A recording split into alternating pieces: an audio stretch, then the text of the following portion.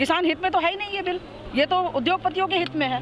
और वो इस बात को कैसे ये कर लें कि हाँ मैंने ये जो बिल लेकर के मैं आया हूँ ये वाकई में उद्योगपतियों के उस फायदे के लिए लाया हूँ, किसान हित में है ही नहीं, तो कैसे बोल जाएं वो। किसान हित में जो लेकर के आए हैं ये कह रहे हैं किसान हित में है, जबरदस्ती थोप रहे हैं, तो निकालना चाहिए उनको। अगर फटकार लगाई है तो निकालना चाहिए। और सुप्रीम कोर्ट का कहना वो मानते कहाँ है। सुप्रीम कोर्ट ने तो पहले भी आदेश दिया था कि 15 दिन के अंदर पेमेंट कर देंगे किसानों का, और अगर 15 दिन के अंदर पेमेंट नहीं होता तो ब्याज समेत वापस करेंगे।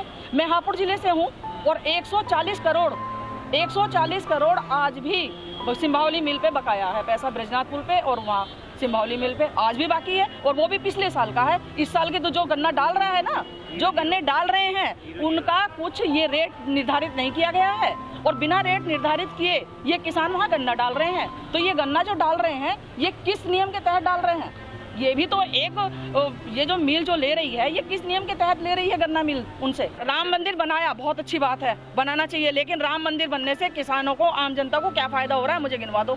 जब वो विपक्ष में थे तब तो बहुत बड़ी बड़ी बातें कर रहे थे, छाती पीट पीट के कह रहे थे कि पेट्रोल के दाम बढ़ रहे हैं, डीजल के दाम बढ़ रहे हैं। आज वो कहाँ चले गए, आज सत्ता में आकर के उन बातों को क्यों भूल गए? क्यों कह रहे हैं कि हर आय दुगनी हो रही है? आय दुगनी कहाँ हो रही है? जब ये सत्ता में नहीं थे तो सबके सब बोल रहे थे कि पेट्रोल के दाम बढ़ रहे हैं, डीजल के दाम बढ़ रहे हैं। भाई प्रधानमंत्री हैं, पद पे बैठे हुए हैं, तो उनका काम क्या है? मैं कहूँगी कौवा कान ले गया, कौवे के पीछे भाग लेंगे? अरे पहले कम से कम कान तो देख लो है या नहीं है। तो किसी पद पे बैठे हो और बड़े पद पे बैठे हो तो कम से कम उनका फर्ज क्या बनता है? नहीं, बहुत अच्छा किया, मैं कहती हूँ बहुत कम हुआ उनके साथ, और ज्यादा होना चाहिए था। जब मेरे किसान भाई आराम से शांतिपूर्वक जा रहे थे, दिल्ली आने की तैयारी कर रहे थे, तो ऊपर से फ्लाईओवर के ऊपर से क्यों उन्होंने 2 गोले दागे उनके ऊपर? क्यों पानी की बौछार की उन्होंने? क्या उनको कुछ कह रहे थे, परेशान कर रहे थे? अब वो वहाँ सभा करने आ रहे हैं, वो भी हमारे भाइयों के बीच में, बिल्कुल नहीं होने देंगे। उन्होंने अपनी एकता दिखाई है। अगर एक भाई को आप मारोगे तो दूसरा भाई खड़ा होगा उसके सहयोग में।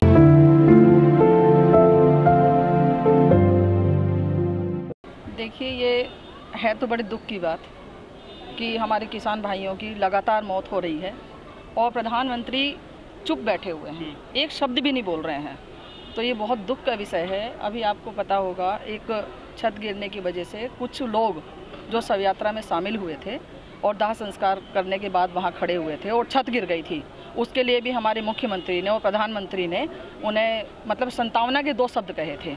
तो ये किसान हैं, अन्नदाता हैं, इनके बारे में वो क्यों नहीं कहना चाह रहे हैं, ये आप सभी लोग जान रहे हैं कि उनकी एक हट धर्मिता दिखा रहे हैं। वो अपनी तरफ से ये दिखाना चाह रहे हैं कि मैं इतना मतलब अपने आप को या तो पावरफुल समझ रहे हैं या फिर ये समझ रहे हैं कि मैं इतना हट्टी हूँ, जो मैंने कर दिया वो बिल्कुल फुल एंड फाइनल है। लेकिन ऐसा नहीं होगा, उनको अपना निर्णय बदलना पड़ेगा और ये कानून वाकई उनको वापस लेने पड़ेंगे। इतने लोगों की जो कुर्बानी गई है ना, जो शहीद हुए हैं, वो उनकी निरर्थक नहीं जाएगी, बेकार नहीं जाएगी। एक बात मेरी समझ में नहीं आ रही है, जब योगी जी ने एक आदेश पारित किया था कि ये जो गौवंश हैं इनको मतलब ऐसे ना रखा जाए, इनके लिए गौशालाएं बनेंगी और उनमें इनकी रखने की व्यवस्था बनेगी और इनके लिए विशेष ध्यान दिया। लेकिन ये आदेश तो पारित कर दिया था, लेकिन उन्होंने कोई भी व्यवस्था ऐसी नहीं की थी किसी भी गांव में कि गौशाला बनाई गई हो, उसमें उनको रहने की व्यवस्था की गई हो।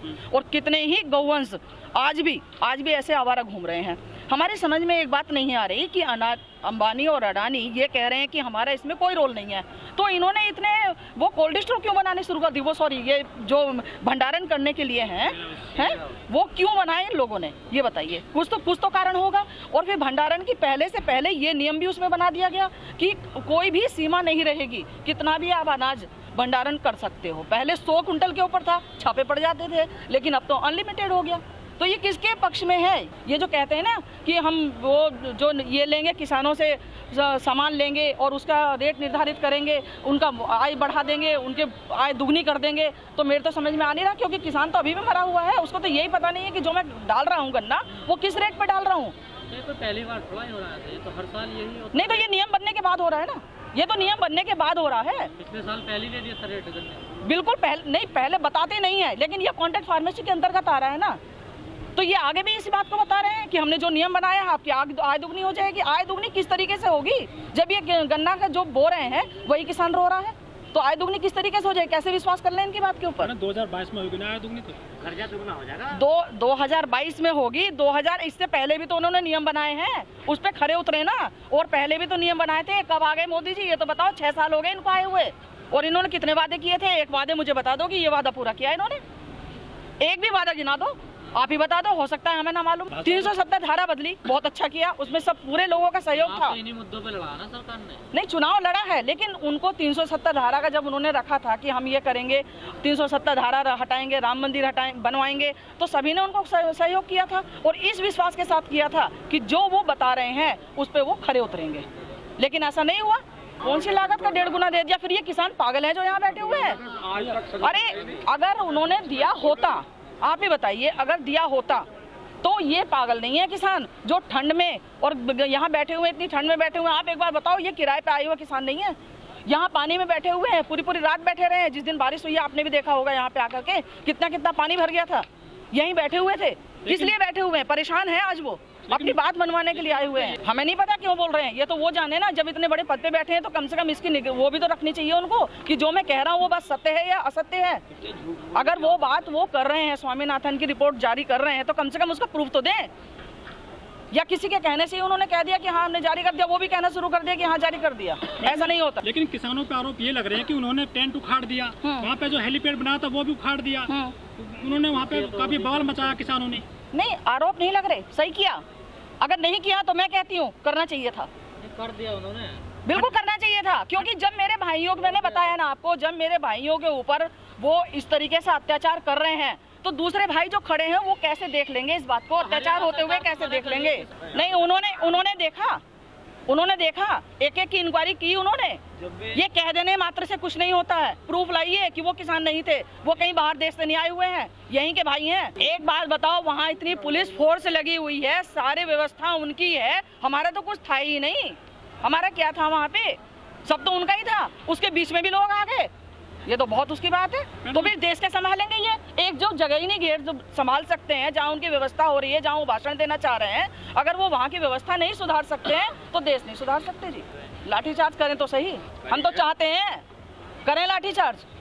कितने लोगों को बर्बाद कर देंगे, कितने लोगों का घर बर्बाद करेंगे वो, कितने लोगों को, कितनी माँ को कम से कम बेऔलाद कर देंगे, हम भी तो देखना चाहते हैं।